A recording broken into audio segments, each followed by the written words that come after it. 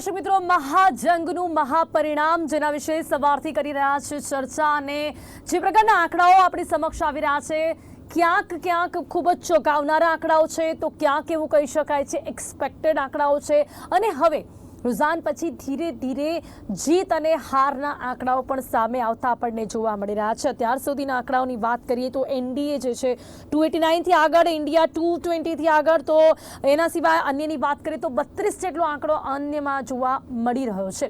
ગુજરાતની જો વાત કરીએ તો જે પ્રકારે ગુજરાતમાં પહેલાંથી જ આપણને લાગી રહ્યું હતું ભાજપ જ ગુજરાત માટે હંમેશાથી સર્વોપરી ભાજપ રહ્યું છે, ત્યારે આ વખતે પણ ભાજપની બધી જ બેઠકો જોવા મળી રહી છે. પણ ચોંકાવનારી વાત એ છે કે ભાજપ માટે અહીંયા પણ એક બેઠક પર રસાકસીનો જંગ જોવા મળી શકે છે અને કદાચ હાર પણ જોવા મળી શકે છે. એટલે ગુજરાતની એક સીટ પણ અહીંયા ચર્ચાનો વિષય છે. સીટ પાટણ છે, તેના પર પણ ચર્ચા કરીશું. અને ઓવરઓલ જે આંકડાઓ આવી રહ્યા છે, આ જે ઇન્ડિયા ગઠબંધન છે, જે બધા જ વિપક્ષોએ મળીને બનાવ્યો અને એમાં જે મહેનત કરી છે એના જે આ આંકડાઓ રિફ્લેક્ટ કરી રહ્યા છે, બીજા કયા એવા પરિબળો છે જે આ પ્રકારના પરિણામોને માટે અસરકારક સાબિત થયા છે, તમામ મુદ્દાઓ પર ચર્ચા કરીશું. જેની માટે મારી સાથે જોડાઈ ગયા છે સોશિયલ એન્ટરપ્રિન્યોર રુઝાન ખંભાતાજી, બીજેપીમાંથી કમલેશ રાજગોર આપણી સાથે છે, કોંગ્રેસમાંથી પારસ જોશી આપણી સાથે છે, તો રાજકીય વિશ્લેષક મુકેશ ઓઝા આપણી સાથે જોડાઈ ગયા છે. આપ સૌનું સ્વાગત છે. સૌથી પહેલા એક વિશ્લેષક તરીકે મુકેશજી, આ છે આંકડાઓ આપણી સામે આવી રહ્યા છે, કઈ રીતે જોઈ રહ્યા છો? ખાસ કરીને જોઈ શકાય છે જે આંકડો જોવા મળી રહ્યો છે 289 એનડીએ, ઇન્ડિયા 220ની આસપાસ, અને અન્ય 32 જેટલા આંકડાઓ જે મેં અગાઉ પણ કહ્યા. આ જે આંકડાઓ છે થોડા અનએક્સપેક્ટેડ કહી શકાય છે મુકેશજી. 24/7 ફોર 2047 નું વિઝન ને લઈ અને ચાલનારી ભારતીય જનતા પાર્ટી અને તેનું પ્રમુખ એટલે કે આપણા પ્રધાનમંત્રી શ્રી મોદીજીના ચહેરા ઉપર આખા દેશની અંદર જ્યારે ચૂંટણી લડાઈ છે, અત્યારે જે પણ કદાચ આપણને એવું લાગે છે કે 272 પાર કરી જશે, તો આ ભારતીય જનતા પાર્ટીની જીતની અંદર મોટી હાર દેખાઈ રહી છે. અને હવે એમ કહેતા હતા કે કોંગ્રેસ પાર્ટીએ ચિંતન કરવું પડશે, પરંતુ હવે એ સમય આવી ગયો છે કે ભારતીય જનતા પાર્ટીને ચિંતન કરવાનો સમય ચોક્કસ આવી ગયો છે. ઇન્ડી જે ગઠબંધન છે એમના કોન્ફિડન્સની અંદર જબરદસ્ત વધારો થયો છે. આપણે અંબાજીની પદયાત્રા કરીએ ને જે પુણ્ય મળે એ જ પુણ્ય રાહુલ ગાંધીજીએ રાજનીતિની જે પદયાત્રા કરી તેમાંથી એમને બહોળો આવકાર મળ્યો, અને એ આવકારથી એમણે જે પણ કમિટમેન્ટ આપ્યા છે કે અમે ખટાખટ લાખ રૂપિયા વર્ષમાં મહિલાઓના ખાતામાં નાખી દઈશું, કે જે તે યુપીની અંદર આનું પરિણામ ખાસ જોવા મળી રહ્યું છે. પરંતુ આખા દેશનું ચિત્ર જોવા જઈએ તો ગુજરાતની અંદર જે હેટ્રિકની વાત હતી એની અંદર 2 સીટનું ચોક્કસ પરિણામ ભારતીય જનતા પાર્ટીને ચોંકાવશે. ગુજરાતમાં મોટા ફેરફારની શક્યતાઓ અત્યંત વધી ગઈ છે. પુરુષોત્તમ રૂપાલાજી જીતી ગયા છે, પરંતુ એ સંવેદનશીલ જીત ન કહી શકાય. ગુજરાતના પ્રશ્નો ઊભા છે. લોકો ક્યાંક બેરોજગારી, મોંઘવારી ભૂલીને સાઈડમાં રાખીને કદાચ જો ભારતીય જનતા પાર્ટીને વોટ આપ્યો છે, પણ આખા દેશ જ્યારે આ પરિણામનું ચિત્ર જોઈ રહ્યું છે ત્યારે ચોક્કસ એમ કહી શકાય કે દેશનો નાગરિક એ શિક્ષિત થઈ ચૂક્યો છે, રાજનીતિને સમજી ચૂક્યો છે. કોઈ કોમવાદના, જાતિવાદના રાજકારણથી ઉપર જઈ અને નેતાને જોઈને, ઉમેદવારને જોઈને વોટ આપે છે, એ આ પરિણામ આની અંદર દેખાય છે. જ્યારે અગાઉની ડિબેટની અંદર ભારતીય જનતા પાર્ટીના જે પણ પ્રવક્તાઓ હતા એ એમ કહે છે અમારા માટે એકમાત્ર મોદીજી, ઉમેદવારનું કોઈ મહત્વ નથી. માનનીય વિજય રૂપાણીજી આ સ્ટેટમેન્ટ આપેલા છે, ત્યારે પ્રજા અહીંયાથી 543 જે લોકોને મોકલે છે સંસદમાં, એ તમારા વિસ્તારના પ્રશ્નો લઈને મોકલે છે. દેશની એક નવી દિશા, વિકાસની દિશા નક્કી કરવા મોકલતા હોય ત્યારે આ જે પરિણામ છે એ ભારતની જે વિકાસની ગતિની અંદર જે લોકોના નિર્માણ ચરિત્રનો વિકાસ થયો એનું આ સમજણ ભર્યું વોટ છે. અને સશક્ત વિપક્ષ જોઈએ એવી જે લોક જનમાનસની માંગ હોય છે, તો સશક્ત વિપક્ષ પણ આવી રહ્યું છે અને ચેલેન્જિંગ આપણને અત્યારે ચિત્ર દેખાઈ રહ્યું છે. કમલેશભાઈ, શું કહેશો? સશક્ત વિપક્ષ અને ભાજપ પર જે જનતાનો ભરોસો એ ક્યાંક આપણને ઓછો થતો જોવા મળ્યો છે. ગુજરાતમાં છતાં પણ હું તો ગુજરાતમાં પણ કહીશ, ગુજરાતમાં તો એક સીટ પણ જો જાય ને તો એ તમારી નાક પર આવે સવાલ એવું કહી શકાય છે. ને ત્યાં પણ 2 સીટો પર અત્યારે રસાકસીનો જંગ છે. ઓવરઓલ યુપીમાં તો સપા પર ભાજપનું બુલડોઝર ફરી વળ્યું છે એવું કહી શકાય છે. સાચી છે અને રાજકીય વિશ્લેષકે જે પણ કીધું એ પણ સાચી વાત છે. ભારતીય જનતા પાર્ટી સ્વીકારે છે કે જે અમે લોકો તો 543 સીટ માટે લડવા માટે નીકળ્યા હતા અને દરેક સીટ જીતવા માટે લડ્યા હતા, પરંતુ ક્યાંક ને ક્યાંક જે પરિણામ આવ્યા છે પ્રજાનું સમર્થન મળ્યું છે, અમને સ્વીકાર્યા છે. પરંતુ એક સારી વાત દિશાની જેમ રાજકીય વિશ્લેષકે કીધું કે આપણને હવે સબર વિરોધ પક્ષ મળવાનો છે, એટલે સબર વિરોધ પક્ષને પણ અમે આવકારીએ છીએ ને એને અભિનંદન આપીએ છીએ. આવનારા દિવસોની અંદર આ જે પરિણામ છે એનું અમે ચિંતન કરીશું, પરંતુ મને એવું લાગી રહ્યું છે કે આ આખું પરિણામ જે ઇન્ડી ગઠબંધન જે યુપીએ 2004થી શરૂ કરીને શરૂ કર્યું હતું અને 2014માં એ લોકો લડ્યા, 2019માં એ લોકો લડ્યા, પરંતુ યુપીએ છે ને એ આખું નામ જેમ કોઈ સંસ્થાનું ઉઠમણું થઈ જાય ને એમ ઉઠમણું થઈ ગયું. એટલે એ લોકોએ વિચાર્યું કે હવે આપણે નામ બદલવું પડશે. એટલે આ અલીબાબા અને 40 ચોર આ લોકોએ પોતાનું નામ ઇન્ડી ગઠબંધન કર્યું અને ઇન્ડી ગઠબંધન કરીને જે ગપગોરા ચલાવ્યા એના કારણે આ કદાચ જે પરિણામ અમે અપેક્ષા રાખતા હતા એ આવ્યું નથી. તમે વિચાર કરો કે જે એમણે ગપગોરા ચલાવ્યા, અમે તો સ્પષ્ટ બહુમતીમાંથી હતા 2019થી, તો અમે કંઈ બંધારણ ચેન્જ કરવા ગયા નહોતા, છતાં પણ એ લોકોએ એવું કીધું કે આ લોકો બંધારણ ચેન્જ કરશે એટલે અમને 400 સીટો જોઈએ છે. આ રીતે લોકોને ભરમાવવાની કોશિશ કરી. ઇવન દો એમની વોટ બેંક હતી, એમને એમ કહી દેવામાં આવ્યું કે ભાઈ અમારે ખટાખટ તમારા 8,400 આ જુલાઈ મહિનાથી જ તમારા ખાતામાં નાખ. લોકો બહેનો એકત્ર થઈ ગયેલા કે આવનારા દિવસોની અંદર અમારા ખાતાની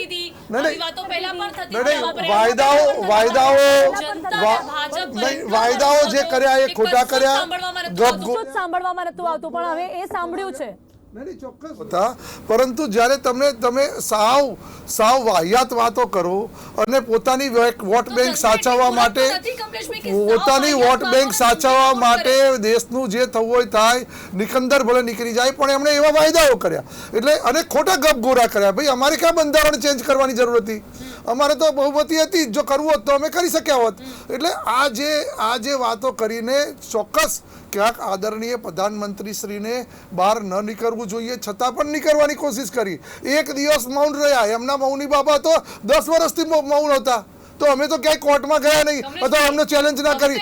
એક દિવસ મૌન ઉપર બેઠા તો પણ એમના પેટમાં તેલ રેડાયું. વડાપ્રધાન મોદીજીને શું પહેલાથી ચિંતા થઈ ગઈ હતી એટલે ચિંતનની જરૂર પડી? ચિંતનની જરૂર પડી છે અને એમની ઉર્જા જે નેગેટિવ કામ માટે વાપરવી ન જોઈએ તો પણ વપરાય છે, ત્યારે એમને ધ્યાન કરવું પડ્યું. અને ચોક્કસ હું એવું માનું છું આવનારા દિવસોની અંદર આનું ચિંતન થશે. દેશની પ્રજાનું હિત કરવા માટે ભારતીય જનતા પાર્ટી સતત ચિંતિત રહેશે. હવે આ શબ્દ મેં અત્યાર સુધી કેટલાય સમયથી માત્ર કોંગ્રેસથી સાંભળ્યું છે. અમારે ચિંતનની જરૂર છે, અમે કરીશું. ભાજપના પ્રવક્તા એવું બોલી રહ્યા છે. બહુ જ ટાઈમ પછી, કદાચ મને એવું લાગે છે કે હું તો જ્યારથી આ ફિલ્ડમાં છું ત્યારથી પહેલી વાર જ સાંભળી રહી છું આવું. રૂઝાનજી, પહેલા બેન જ્યારે બોલ્યા કે સશક્ત ઓપોઝિશન મળશે, આ એ જ ભાજપ છે જે કોંગ્રેસ મુક્ત ભારતની વાત કરે છે. એ જ ભાજપ છે જે બધા કોંગ્રેસવાળાને પેલા ટર્નકોટ્સને પોતામાં લે છે. એ જ ભાજપ આજે આ બી વાત કરી રહ્યું છે કે વી આર વેરી હેપી. ઘણીવાર એવું થાય જે પહેલાં કોંગ્રેસ બી કરતું હતું કે પેલું શું થપ્પડમાં એને ગાલ લાલ રાખવા પડે, એટલે અત્યારે એ થઈ રહ્યું છે. પણ what I M trying to convey here કે જે બી અત્યારે રિઝલ્ટ છે હું થોડું એના પછી ડિસ્કસ કરીશ, પણ ઇમ્પોર્ટન્ટ પોઈન્ટ છે કે જે બી રિઝલ્ટ આવશે, વન થિંગ ઇઝ એશ્યોર્ડ કે અગર આજે ઇન્ડી એલાયન્સ એવું વિચારે કે ભાઈ બલ્લે અમે જીતી ગયા બલ્લે, તો સાહેબ તમે બહુ ખોટા છો એમાં. કારણ કે જ્યાં સુધી, કારણ કે તમે જોયું છે કે ભાજપને એનડીએને આવડત છે તોડમોડ, જેને કે એ તો આખી શું કહેવાય, કારણ કે જે ના રૂલિંગ ગવર્મેન્ટે તોડી નાખે છે, જે મહારાષ્ટ્રમાં થયું, મધ્યપ્રદેશમાં થયું, તો એ તો એ લોકો માટે ચપટીનો ખેલ છે. એટલે તમારે અગર એન્ડ રિઝલ્ટ ઇઝ ઇમ્પોર્ટન્ટ. બલ્લે જીતી ગયા ઇમ્પોર્ટન્ટ નથી. ચલો એક ઓવરમાં તમારો છક્કો ચોક્કો લાગો સારી વાત છે, પણ જ્યાં સુધી તમે વિનિંગ શું કહે ફૂલ જીતી ના જાઓ ત્યાં સુધી તમારે ધ્યાન રાખવું પડશે. બીજું કે અત્યારે જે સાહેબ વાત કરતા હતા સરસ, તમે જે મેડમ તમે અત્યારે વાત કરી કે ચિંતન કરવું પડશે. ઇમ્પોર્ટન્ટ પોઈન્ટ અત્યારે શું છે કે ચિંતન શેનું કરશો? કારણ કે તમને એક સિમ્પલ એક્ઝામ્પલ આપું છું, આ સાંભળવા જેવી વાત છે કે વચ્ચે આની જોડે એટલે કમ્પેર કરું છું કારણ કે આ એક હકીકત છે, પણ એ ભાજપ સમજતું હતું કે નહીં, એનડીએ સમજતું હતું કે નહીં, મને નથી ખબર. વાલી છે કોઈ કંપની, એને કહ્યું કે હું ફ્રી એસ્ટ્રોલોજીની એ આપીશ તમને થોડા દિવસ માટે સેવા. તો એ કંપનીને સૌથી ફર્સ્ટ ક્વેશ્ચન હતો, લોકોએ પૂછ્યું કે હું ક્યારે ભણીશ, ને સેકન્ડ ક્વેશ્ચન લોકો ખબર છે શું પૂછતા હતા, મને જોબ ક્યારે મળશે. એટલે ઇમ્પોર્ટન્ટ પોઈન્ટ શું કહેવા માંગુ છું કે લોકો માટે job see what they expect from the government. સુખાકારીમાં તમે શું એક્સપેક્ટ કરો? ગુજરાતના લોકો માટે એ નથી ઇમ્પોર્ટન્ટ. સી હવે અલ્ટિમેટલી તમે જ્યારે કહો કે ભાઈ દેશ માટે, સી અલ્ટિમેટલી જ્યારે તમે લોકોને એ રીતે બ્રેનવોશ આપો કે તમારે દેશ માટે આટલું બલિદાન આપવાનું છે, કે ડિમોનિટાઇઝેશન થયું તો દેશ માટે લાઈનોમાં ઉભા રહો, દેશ માટે, તો એનો લોકો late us accept one thing madam, લોકો બેવકૂફ નથી પણ લોકો ભોળા છે કે દેશનું જ્યારે નામ આવે છે યા ધર્મનું નામ આવે છે તો યા પોતાનું સમાજનું નામ આવે છે તો બધું ભૂલી જાય છે કે છે મારે કરવું પડશે. હવે આ વખતે શું થયું તમને કહી દઉં, Y what is the positive point of India alliance, કે એ લોકોએ છે ને કે જે પેલા વોટના ધ્રુવીકરણ થતા હતા ને કે ભાઈ કોંગ્રેસ વાળો બી ઉભો રહે પેલા બધા, તો એટલે એના લીધે ઇન્ડિયા અલાયન્સને ફાયદો છે. તો બાકી તમે એવું કે ઇન્ડિયા અલાયન્સ કઈ દૂધે નાયેલું નથી કે એને શું કહેવાય, એને બધાને પ્રેમ આવી ગયો એની પર. પણ બીકોઝ અગર તમે યુપીની વાત કરો, મને અત્યારે કોઈક વિશ્લેષકે પૂછ્યું કે ભાઈ યુપીમાં શું લાગે છે, બીકોઝ એ લોકો જોડે ભલે ઘણા બધા ડિફરન્સીસ છે, એ લોકોમાં 100% નથી ઝઘડ છે. સુઝાનજી, એમાં એ પણ સવાલ છે કે એ લોકો પણ ક્યાં સુધી જોડે રહેશે? એ જ કહું છું, એ જ કહેવા માંગુ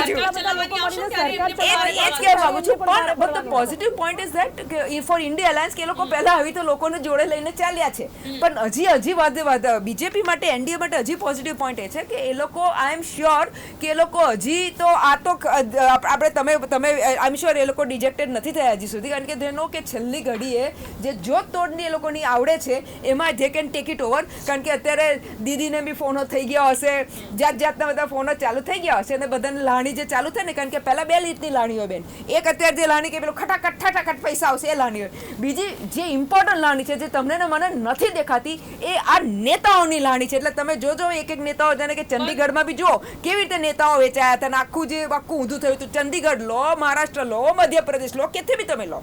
એટલે અલ્ટિમેટલી આજની તારીખમાં હવે એ બધું ચાલુ થશે, અને એક મિનિટ એ આપણી ડેમોક્રેસીનું પૂરું ચીરહરણ થવાનું છે. પારસજી, શું કહેશો? જે રીતના આંકડાઓ છે, ચલો જે રીતના આંકડાઓ છે, ચલો વાત હમણાં રુઝાનબેને પણ કરી કે ઇન્ડિયા ગઠબંધન આપણને આગળ આવતું જોવા મળ્યું છે, પણ એ ખ્યાલ હશે આપને કે આટલા બધા લોકોને સાથે લઈને ચાલવું ને પછી સરકાર ચલાવી જીતવું એ અલગ છે. પછી સરકાર પણ ચલાવી છે ને એમાં જો ક્યાંય કોઈ પણ આડું ફાટ્યું ને તો ભાજપ તો પછી સફળ છે આ રાજકારણમાં. પહેલા એક વાત ચોક્કસપણે કહી દઉં કે તમે એમ કહો છો કે ઇન્ડિયા બધા ભેગા થયા છે, પણ એની સાથે સાથે એ બી તમે જુઓ કે ઇન્ડિયા ગઠબંધનની અંદર 28 પક્ષો છે અને જ્યારે એનડીએ છે એની અંદર 38 પક્ષો છે. એટલે શંભુ મેળો પહેલા કોનો છે એ તમે ચેક કરો ને તો શંભુ મેળો એનડીએ નો છે, ઇન્ડિયા ગઠબંધનનો નથી. હવે તમે આ જે પર્ટિક્યુલર જે આજના આંકડા તમે જુઓ ને કે 293 કે 295 જે સીટો આવી છે ને, તો એમાં ભાજપની 251 સીટો જ છે અને બાકીની અન્ય પક્ષોની સીટો છે. જ્યારે તમે આ જો અત્યારે જે વાત કરી કે 220 જે ઇન્ડિયાની ગઠબંધનની સીટો છે ને 30 અન્ય છે, એ 30 જે છે ટીએમસીની સીટો છે, તૃણમૂલ કોંગ્રેસની સીટો છે, મમતા બેનર્જીની સીટો છે. એટલે કે જે છે એ ઇન્ડિયા ગઠબંધનને સપોર્ટ કરે છે. એટલે ઓલરેડી 250 સીટો તો ઓલરેડી અત્યારે ઇન્ડિયા ગઠબંધન પાસે છે જ, અને 273 નો આંકડો લેવો હોય તો 23 સીટો જ ખૂટે છે. અને હમણાં જ આપણા એક રાજકીય સમાચાર, એટલે રુઝાન છે એટલે ચોક્કસપણે નહીં, ગણતરીમાં મારે કઈ કેવું છે, એટલે અત્યારે 1 વાગી ગયો છે, 1-2 વાગી ગયા છે, એટલે મોટો ઉલટફેર થવાની શક્યતા હવે ઓછી છે. બરાબર છે. અને તમે હમણાં જે આપણે એક રાજકીય સમાચાર બી મળ્યા હતા કે નીતિશ કુમારે બી ઇન્ડિયા ગઠબંધનનો કોન્ટેક્ટ કરેલો છે. બરાબર છે. એટલે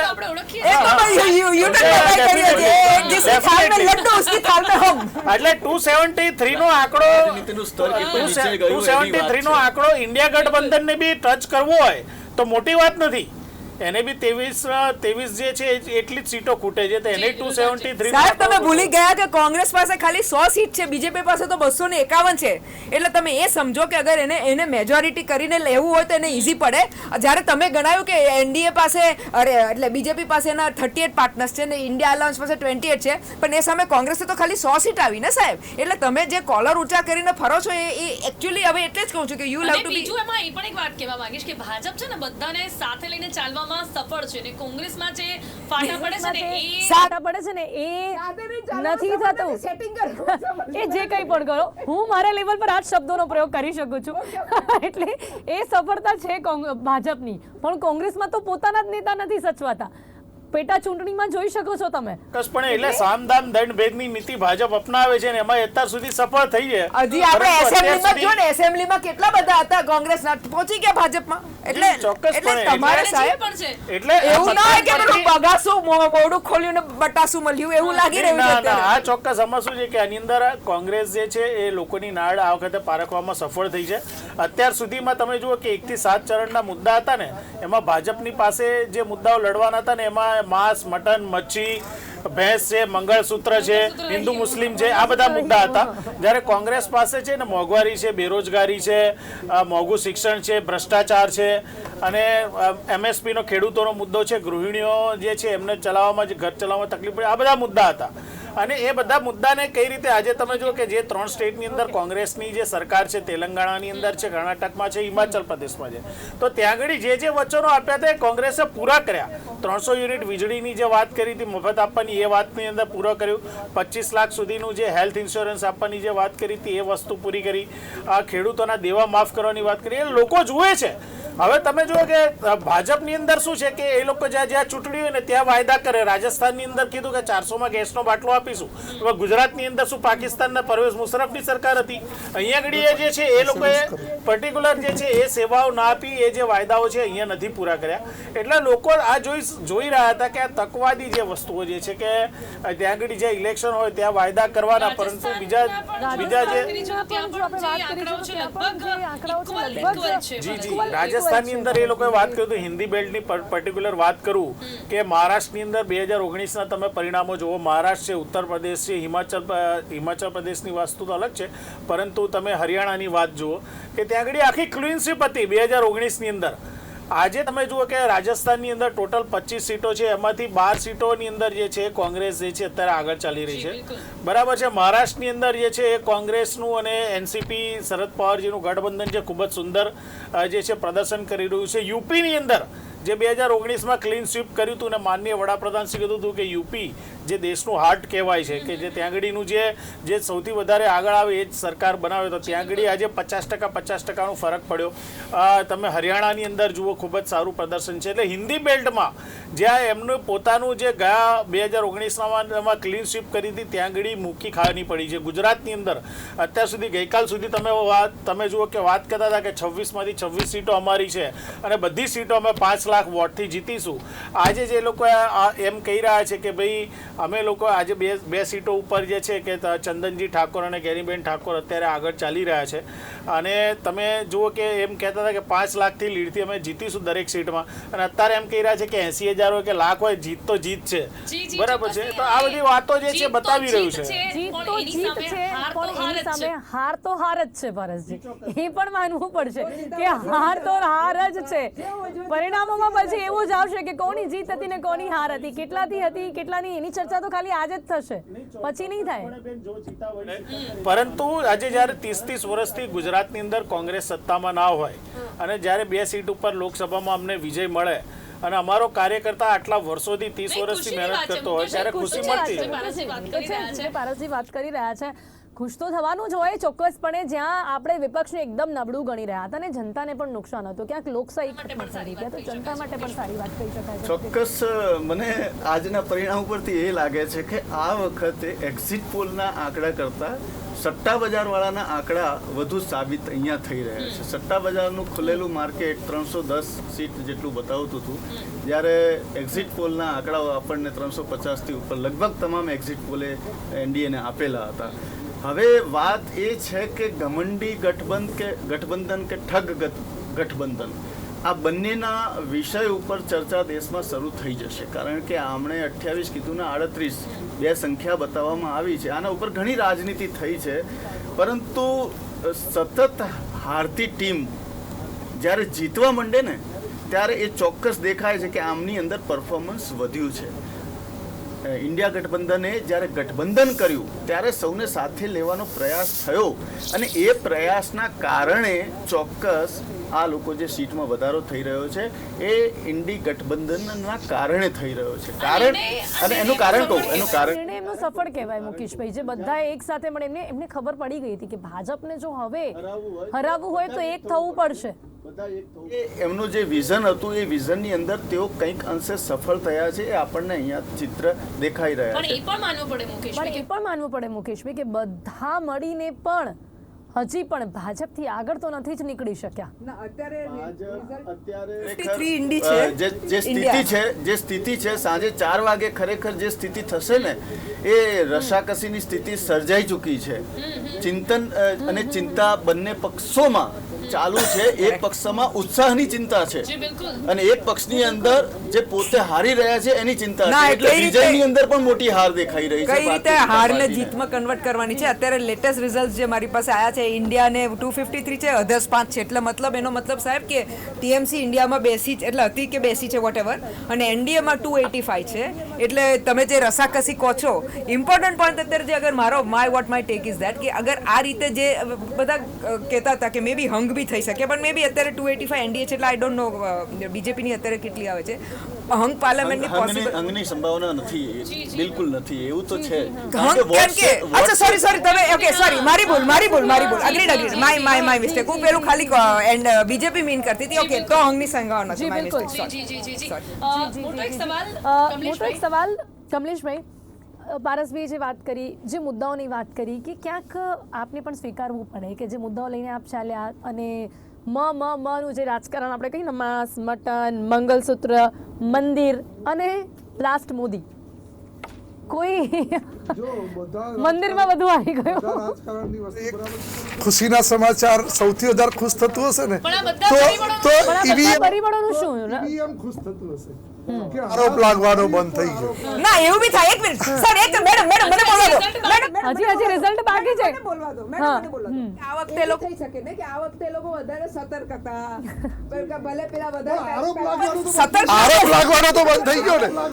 એટલે ચોક્કસ હું એવું માનું છું કે ચલો ઈવીએમ સિવાય ભારતની ભાજપ એવું નહીં કે ઈવીએમ સિવાય તમે મહત્વની વાત કરી. હવે હું જવાબ આપું. ઇલેક્શનના ફર્સ્ટ ડે થી જો ઈવીએમ પર જો આક્ષેપ લગાવો હોત તો પહેલા દિવસથી ઇલેક્શન જાહેર થયું એ દિવસથી લગાવવામાં આવે. લગાવેલો જ છે સાહેબ. કોંગ્રેસના એક બી નેતા લગાવેલો જ છે સાહેબ. એમણે સ્પષ્ટ કીધું હતું. ઇલેક્શનના પહેલા દિવસથી ઈવીએમ આપણે ડિબેટ કરી હતી સાહેબ. હાલ આપણી ડિબેટ હતી ને ડિબેટની વચ્ચે જ આવ્યું હતું કે જો 135 થી વધારે સીટ ભાજપની આવશે તો ઈવીએમ ઉપર શંકા કરીશું. આપણે ડિબેટ ચાલુ હતી ત્યારે જ આ વાત થઈ હતી. એટલે એવો કોઈ સવાલ નથી સાહેબ. આવી વાત કમલમમાં થઈ એવો વાત નથી. આ નથી. ચેનલની ડિબેટ ઉપર થયેલી છે. રાજીવ અને ગાંધી બેનો જ એન્કર હતા. કમલમમાં આવી વાત થઈ હોય તો આમાં હવે મને બોલવા દો તો સારું છે. ઈવીએમ ને આપતો આવ્યું છે કોંગ્રેસ. આ વખતના ઇલેક્શનની અંદર બેન હું પોતે પ્રવક્તા છું. પિનલબેન અને અમારી ઘણી બધી એમનો પદ્ધતિ વારો છે. આવશે ત્યારે અમારી- બોલશે. હા, જી, ચોક્કસ. પારસભાઈ, મારે ઉપર વાત કરી હતી જી બિલકુલ. તો જો અમને મોઢામાં આંગળા નાખીને બોલાવવામાં આવ્યું હતું લઘુમતી માટે, ત્યારે શબ્દ વાપર્યો હતો. બીજો જે મુજરાની વાત કરે છે તો સાહેબ કોંગ્રેસે તો મુજરો કર્યો જ છે. અડધી રાતે આતંકવાદીઓને છોડાવવા માટે મુજરો કરવા કોણ ગયું તો હતું? પાકિસ્તાનમાં રામ મંદિરનું આમંત્રણ આપ્યું તો રામ મંદિરમાં મુજરો કરવાનો કોણ ગયું હતું? નથી આજ મુદ્દાઓ મુજરો કરવા માટે કોંગ્રેસે કર્યું છે. સર, રામ મંદિરમાં મુદ્દા સાથે કઈ લેવા એને કહ્યું છે સાહેબ. લાહોરની બસ મુજરો જ કર્યો છે. તો લાહોરની બસ યાત્રામાં મુજરો કરવા કોણ? અમે લોકોએ સર્જિકલ સ્ટ્રાઇક કરી તો સૈન્યની સામે મુજરો કરવા નથી ચાલતા આ મુદ્દાઓ. મુજરો કર્યો જ છે સાહેબ. બિલકુલ દેખાઈ રહ્યું છે. એ અભિમન્યુ કરવા ગયા હતા. પણ તમે તો રાષ્ટ્રની સામે ગદ્દારી કરી છે. રાષ્ટ્રની સામે સુઝાનબેન, આપણે સાંભળી તો લઈએ. જયચંદ્રમારી કરી છે.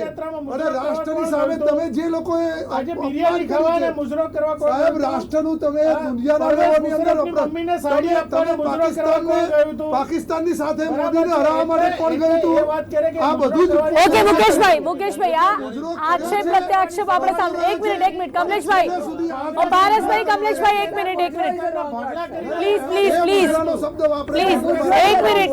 નહીં, મુજરો એ લોકો વાપરે છે સાહેબ. એક સેકન્ડ, એમને એમનો શબ્દ પાછો આપ્યો છે. ઓકે, વડાપ્રધાન શ્રી નરેન્દ્ર મોદી કમલેશભાઈ, એક મિનિટ. પારસભાઈ, ચર્ચા નહીં થઈ શકે આવી રીતે. Please stop, please. ધર્મના કારણે Please. અનામતને એક સેકન્ડ ટર્ન. શબ્દ ભારતના Please. વડાપ્રધાન નરેન્દ્ર મોદીએ વાપર્યો તો કોંગ્રેસના એક ઓકે હું ચોક્કસ એવું કહું છું કે ધર્મના નામે જ્યારે અનામતને ફેરબદલી વિચારણા કરે છે ત્યારે અમારે એમનો શબ્દ વાપરવો પડે Okay, એક છે. second. બાકી અમે તો સૌનો સાથ અને સૌનો વિકાસ લઈને ચાલીએ છીએ. એક સેકન્ડ જી મુકેશભાઈ પ્લીઝ.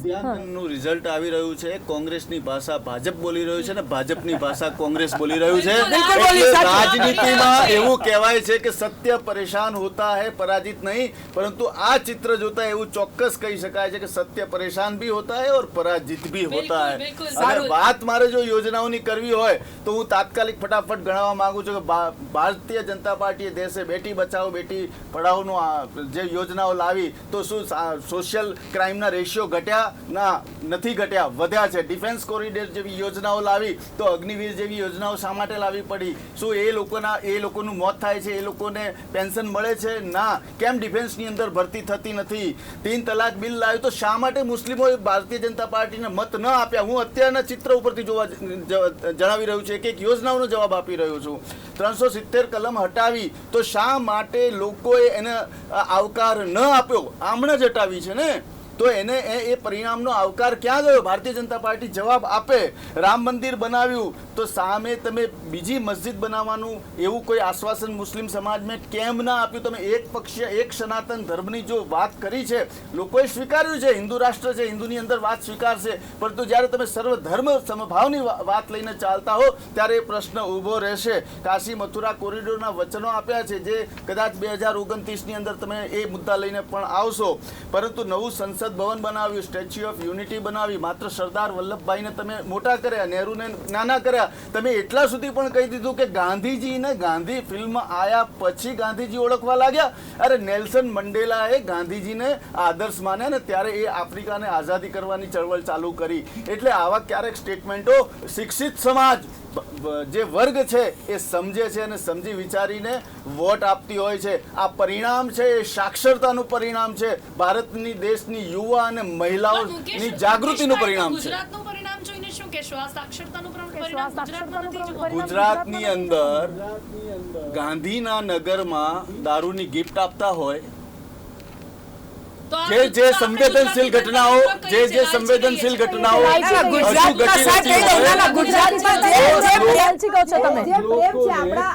સાહેબ પણ પ્રેમ છે. હું અહીંયા આપની વાત સાથે થોડી અહીંયા આપની વાત સાથે થોડી અસહમત થઈશ કે અહીંયા ગુજરાતમાં વિકાસ જોવે છે જનતા, પ્રાદેશિક પક્ષો એમાં ક્યાં કોંગ્રેસનું નેતૃત્વ નિષ્ફળ જોવા મળ્યું છે અને એનું આ પરિણામ છે. એટલા માટે ને છતાં પણ જો 2 બેઠકોની આપણે વાત કરી રહ્યા છો તો ત્યાં આપણે જોઈ શકીએ છીએ કે અસર છે, પણ છતાં પણ ઓવરઓલ રિઝલ્ટ આજે પણ ગુજરાતના વિકાસનું પરિણામ છે. લડવાની ના પાડી. આજ પરેશ ધાનાણી પહેલા ચૂંટણી લડવાની ના પાડતા હતા. કોંગ્રેસના જે ટોપ નેતૃત્વ સંસદની ચૂંટણી લડવાની ના પાડતા હતા, એટલે બંને પક્ષોએ લોકોનો મૂડ જાણવામાં નિષ્ફળ ગઈ છે. રુઝનજી, આપને શું લાગે છે કે ગુજરાતના પરિણામો શું આ સાક્ષરતાના પરિણામો નથી? શું આ વિકાસના પરિણામો નથી? See, normally ગુજરાતમાં હું રિપીટ કરું છું કે we have that infectious love for our PM કારણ કે he is from ગુજરાત, એટલે એ પ્રેમ છે. બીજું પણ વાઇસ વર્ષા છે રુઝનભાઈ, એમનું પણ છે પ્રેમ ગુજરાત માટે. પુલ તૂટ્યો, હા, બીજેપી નો એમએલએ આવ્યો એટલે મને પોતાને મગજ ના ચાલ્યું કે આ શું ચાલી રહ્યું છે, કારણ કે આટલી બધી જ્યારે પ્રોબ્લેમ છે એટલે there is some other factor and that is that જ્યારે પ્રેમ પ્યારનો ફેક્ટર હોય તેમાં આ બધું પછી અનએમ્પ્લોયમેન્ટ, પછી આ જે તમે criminal rate rise in criminalisation કે આ જે બી બધું ગણાવો it doesn't count when there is a પ્રેમ પ્યાર થિંગ. એટલે હું ગુજરાતને હંમેશા સાઈડમાં મૂકું છું. પણ તમે જ્યારે બીજી જગ્યાએ આવે ત્યારે what I want to focus here કે બીજી જગ્યાએ તમે સમજો, હું એ જ કહેવા માંગુ છું, અગર તમે જુઓ તો પેલા ફાર્મ લોસ ખેંચાયા તો કેમ ખેંચાયા? કારણ કે ખબર હતી કે અગર નહીં ખેંચું તો બહુ ખરાબ 2019માં પરિણામ આવે છે. એટલે મોદી સાહેબે સોરી બી કહેવું પડ્યું. એટલે ultimately at the end of the day જે અત્યારે આજની તારીખમાં થયું છે, લોકોને શું રોષ છે કહી દઉં. બિકોઝ હું મારી પોતાની વાત કરું, 2014માં we were expecting some very big changes, let us accept that.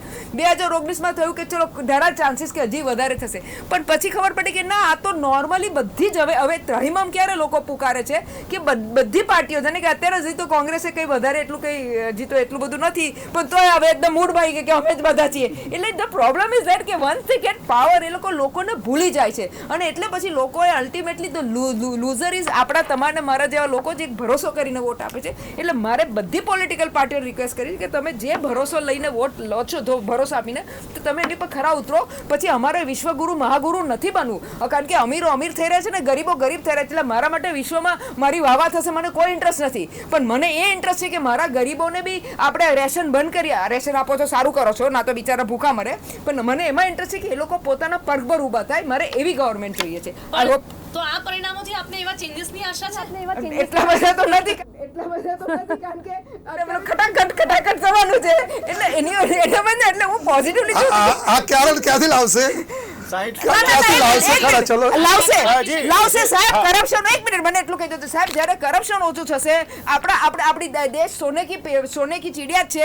Corruption ઓછું થશે સાહેબ 100%. જાણે કે મને હજી આ રિસ્પેક્ટ કે અરવિંદ કેજરીવાલે દિલ્હીમાં આ પાર્ટીએ આપ્યું છે લોકોને અને એનું બજેટ એનું જે મ્યુનિસિપલ કોર્પોરેશન બજેટ છે ને હંમેશા પોઝિટિવ મ્યુનિસિપલ કોર્પોરેશન સોરી એનું જે બજેટ છે ને હંમેશા પોઝિટિવ જાય છે.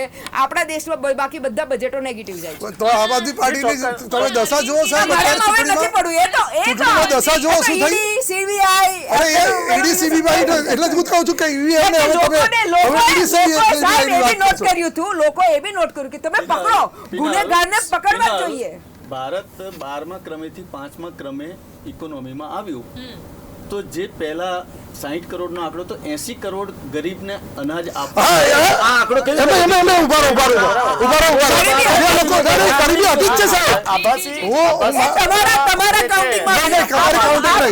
બધા ઇન્ડેક્સ અગર હ્યુમન ઇન્ડેક્સ કહેવાય ને હ્યુમન ઇન્ડેક્સ નીતિ આયોગના ઇન્ડેક્સની વાત કરું એ બધા ડાઉન જાય છે સાહેબ. જો મારે બોલવાનું છે તો હું બોલી લઉં પછી બધા જવાબ આપશે. જો ગરીબી આ દેશની અંદર ઘટી છે 29ની આસપાસનો જે આંક હતો નીતિ આયોગના પ્રમાણે અત્યારે 11ની આસપાસ એનો પર્સન્ટેજ વાઇઝ ગરીબી છે. ચોક્કસ એવું કહેવાય છે કે આટલા લોકોને અનાજ કેમ આપો છો? તો સાહેબ અમે હું એમ કહું છું કે જે પણ લોકો અત્યારે ગરીબી રેખામાંથી બહાર આવીને મધ્યમ ગરીબ બન્યો છે એ લોકોને હજુ જરૂરિયાત છે સાહેબ થોડા મધ્યમ સક્ષમ બનાવવા માટે કે આવનારા દિવસોમાં પાછા ગરીબી રેખા નીચે જતા રહે. હું તમને મને વાત તો કરો હું રિસ્પેક્ટ કરું છું. હું તમને કહું કે આ લાભાર્થીઓની અમારી સંખ્યા જુઓ કે અમે પ્રધાનમંત્રી આવાસ યોજના આપી એ જો ગરીબની રેખા નીચેનો આંક ગણો અમે લોકોએ એમને નળ આપ્યું એમને ગટર આપી એમને લાઇટ આપી એ સિવાય શૌચાલય આપ્યા. તો શું એ લોકો ગરીબ કહેવાય? જેનું ઘરનું ઘર હોય જેને શૌચાલય હોય જેને પોતાના ઘરમાં ગેસનું કનેક્શન હોય જેના નળનું કનેક્શન હોય એ સિવાય જે પણ વસ્તુ અમે જે આપી એ લાભાર્થીઓની સંખ્યા ગણો તો પણ એટલા ગરીબો ઓછા થાય. એટલે ગરીબો અમે ઓછા કર્યા છે. હા ચોક્કસ અમે અનાજ આપીએ છીએ. અમે ગેરંટી સાથે કહીએ છીએ કે હજુ પણ 80 કરોડ લોકોને અમે અનાજ આપીશું. અનાજ એટલા માટે આપીશું અનાજ એટલા માટે આપીશું નળની અપેક્ષા રાખે અનાજ એટલા માટે આપીશું સાહેબ કે આ લોકો જે ઊંચા આયા છે એ લોકો પાછા નીચા ગરીબ સ્તરમાં ના જાય. ક્યાંક એમને એક સક્ષમ મળે. કોઈ વ્યક્તિ ધારો કે અમારે હોસ્પિટલની વાત કરું જે પણ આંકડાઓ આપણી સમક્ષ મૂકી રહ્યા છે એટલા લોકોને આપી રહ્યા છે એટલે છે માનવું જ પડશે સ્વીકારવું જ પડશે. 2 ટર્મથી જે પણ સરકાર છે એમાં આ જ આંકડાઓ છે પણ જો કંઈક ચેન્જ થાય છે તો જે અત્યારે અપાઈ રહ્યું છે જેટલા આંકડાઓ લોકો સુધી આ બધું પહોંચી રહ્યું છે એટલું પણ પહોંચશે?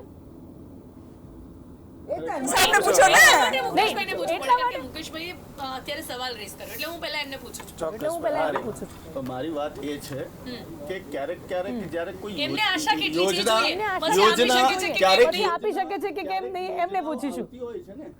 યોજનાઓ આવતી હોય જેમ કે MS આત્મનિર્ભરની યોજનાની જે સરકારે લાવી હવે ત્યાં અમે લોન લેવા જઈએ ને એટલે એમ કહે છે કે તમારી તાકાત કેટલી તમે પૈસા કેટલા ચૂકવી શકો. 25-50 લાખ છે તો અમે તમને 10 લાખની લોન આપીએ. તો અમારી પાસે 25-50 લાખ રૂપિયા હોત તો અમે 10 લાખની લોન લેવા શેના માટે ગયા હોત?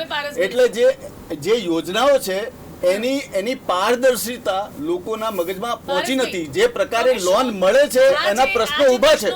હજી પણ આ જે સમસ્યાઓ છે એના હલમાં તમે શું વિચારો? જી ચોક્કસપણે તમે જે ક્વેશ્ચન કર્યો ને કે અમે જે કમિટમેન્ટ કર્યા એ તમે ક્યાંથી પૂરા કરીશું, તો રાહુલ ગાંધીજીની તમે જે ભાષણો સાંભળ્યા હશે તો તેમની જે સ્પીચ સાંભળી હશે તેમાં એમણે ક્લિયરલી કીધું છે કે છેલ્લા 10 વર્ષ દરમિયાન જેમણે એમના જે 25 મિત્રોને કરોડપતિ અબજોપતિ કર્યા છે, ખરબોપતિ કર્યા છે, અને દેશની જે સરકારી સંપત્તિ એમને વેચી છે અને એમાંથી એ 25 જણા જે લોકો અરબોપતિ બન્યા છે, અમારે કશું નથી કરવાનું, એ લોકો પાસેથી પૈસા લઈ અને અમે જે છે એ જે છે ગરીબ અને મધ્યમ વર્ગને લોકોને આપીશું ને તો ઓલરેડી એ બધી જ જે જરૂરિયાતો પૂરી થઈ જશે. કારણ કે દેશની જે સંપત્તિ છે એની 95% સંપત્તિ એ 25 લોકો જોડે છે અત્યારે. મનરેગા યોજના કોંગ્રેસની હતી. જી, ચોક્કસપણે. પૈસા આપવાના બદલે કામ આપ્યું હોત, મોદી સરકારે પૈસા આપવાના બદલે અનાજ આપ્યું. વખાણી શકાય. મનરેગામાં કોંગ્રેસની શરૂઆત કરી, એમને કામ આપ્યું. અત્યારે 1 લાખ રૂપિયા મહિલાઓને આપીશું, 60 કરોડ મહિલાઓને બી જાય ને તો બી 60 લાખ કરોડનું બજેટ થાય. આપણે વર્ષે છે ને 20-22 લાખ કરોડનું જીએસટી ની આવક છે. નહીં મનરેગાની તમને વાત કરું, મનરેગાની વાત કરું કે એમણે મનરેગાની જે વાત કરી કે પહેલા જે તો 360 રૂપિયા એમણે જે રોજની જે છે કામદારોને રોજના 360 રૂપિયા એટલે કે ફરજિયાત પગાર કરવો પડે. આ જે છે સંસદના આંકડા છે કે લોકો 257 રૂપિયા બી જે છે એ નથી આપી શકતા મનરેગાની અંદર જે મજૂરો છે એમને. અને મનરેગામાં ફરજિયાત તમારે 170 દિવસ કામ જે છે મજૂરોને આપવું પડે, એના બદલે માત્ર ને માત્ર 80 દિવસ એ લોકો અત્યારે છેલ્લા 10 વર્ષ દરમિયાન કામ આપી રહ્યા છે. અને અત્યારે 360 રૂપિયાના બદલે 385 રૂપિયા એ લોકોએ વેતન કર્યું અને એ લોકોને ગરીબમાંથી મધ્યમ વર્ગમાં લાવી દીધા. ફક્ત ને ફક્ત 15 થી 20 રૂપિયાનો વધારો કર્યો અને એ લોકોના સેલેરીની અંદર, અને 360 ને બદલે 375 થી 385 રૂપિયા વેતન કર્યું. અને એમને કહી દીધું કે હવે તમે લોકો ગરીબ નથી, હવે તમે લોકો મધ્યમ વર્ગમાં આવો છો, અને એમ કહી દીધું કે હવે ગરીબી રેખા ઘટી ગઈ. પરંતુ સાથે સાથે સંસદની અંદર એ લોકોએ સ્વીકાર્યું છે કે અમે 257 રૂપિયાથી વધારે સેલેરી છેલ્લા 10 વર્ષથી નથી આપી શક્યા, અને 170 દિવસ જે છે એ આપવું જોઈએ, એમને જે કામ આપવું જોઈએ, અને ફક્ત ને ફક્ત 80 દિવસ. બેન જે કદાચ એમની સાથે સારી આંકડાકીય માહિતી હશે એ સંબંધ ગરીબી નહોતી હતી, આ રીતે મેન્યુપ્લેટ થયું હતું ને ફારું નામી થયું. પણ બેન એક મિનિટ મને એક જવાબ આપી દેવા દો. માયાજાળ તો માયાજાળ તો કોઈને સમજાતી નથી, આંકડાઓમાં પડવું જ નથી, જે દેખાય છે એના પર જ વાત કરીએ. હવે કદાચ 1 લાખ મળે એવું આશા રાખું છું.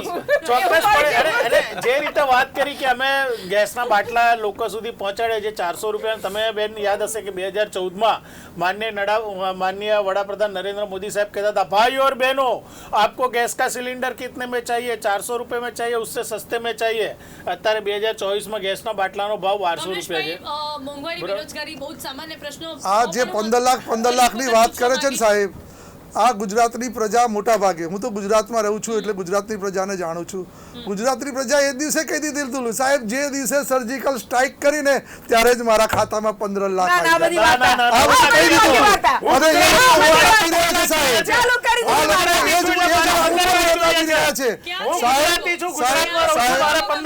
હા તો તમારે તો બરાબર પૈસા તો તમારે જોઈએ જ છે,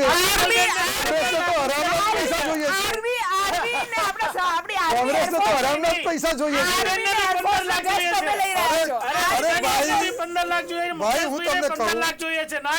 હું તમને આ ડિબેટમાં આગળ વધારતા એટલું જ કહીશ,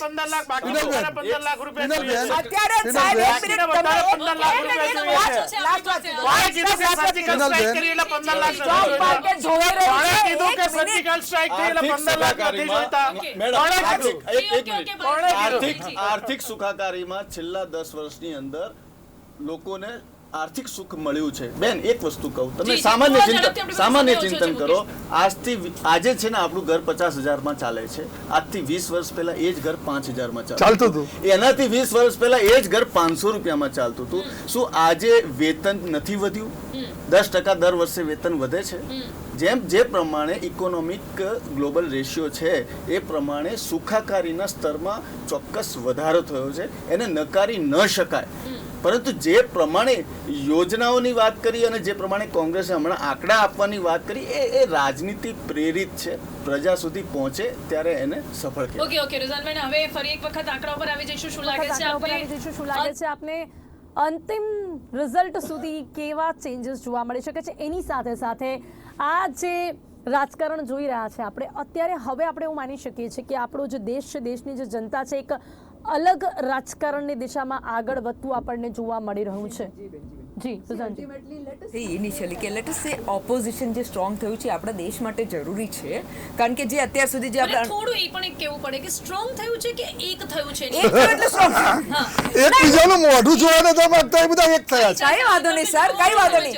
તમે પોતે બી બીજે એક મિનિટ જે બીજે સંસદની કેન્ટીનમાં બધા સાથે બેસી અને કોંગ્રેસ મુક્ત ભારતની વાત કરતા હતા ને, તમે બધા કોંગ્રેસીઓને ભેગા કર્યા, એમાં શું ખોટું નાખે જીભ લગાડો છો? Coming back to basic point, બેન બરાબર બે પોઈન્ટ કેવા છે કે we are hopeful. See what is the hopeful કે એટલીસ્ટ આ વખતે જે બી સરકાર બને એટલીસ્ટ ઈમાનદારી વાળી સરકાર બને ને જોડ તોડ વાળી સરકાર નહીં બને. એક પોઈન્ટ એ હતો, અને એકબીજાને ખરીદ્યું કારણ કે it gives a very dirty feeling કે જોડ તોડ. ને બીજો કારણ કે પોઈન્ટ એમાં એવું થાય છે ને કે જનતા જે વોટ કરે હા. છે, જનતાની જે બહુ ઈચ્છા છે ને, ડર્ટી ફિલિંગ આવે છે, એકદમ ત્યાંથી એ બધું જ થાય કંઈક અલગ છે. જોવા અને મળે છે. બીજો એક લાસ્ટ પોઈન્ટ, અત્યારે લેટ અસ ઓલ્સો એક્સેપ્ટ કે સેન્સેક્સ ભયંકર તૂટ્યું છે જી. છે, એટલે લોકોએ કદાચ એક્સેપ્ટ નથી કર્યું, કારણ કે જે કાલે હવા હતી 400 પારની, જે બી થેન્ક્સ ટુ મીડિયા, બહુ થેન્ક્સ ટુ મોટું મીડિયા કે ચીજ, મીડિયા જે મોટું બધા ચીજ. ગોટાળા કરે, એમાં આખું સેન્સેક્સ ધોવાઈ ગયું ને અમે બધા ધોવાઈ ગયા, કારણ કે અમે શહેરમાં કામ કરીએ છીએ. જી, જી, જી. અમરેશભાઈ, શું કહેશો નહીં અંતિમ? નહીં, ચોક્કસ અમને એવું અમને સૌથી આશાઓ છે હજી પણ. અંતિમ આશાઓની આશાઓ તો સરકાર તો બની ગઈ છે અને બનવાની છે, એમાં કોઈ સવાલ નથી. ને અમે તો 100 દિવસનો એ અમારો જે રોડ મેપ છે એ પણ બતાવી દીધો છે અને એ પૂરું કરીશું. સાઉથની અંદર અમારા ઉપર એક મહેણું હતું કે આ લોકો સાઉથમાં કંઈ નહીં, ઝીરો છે.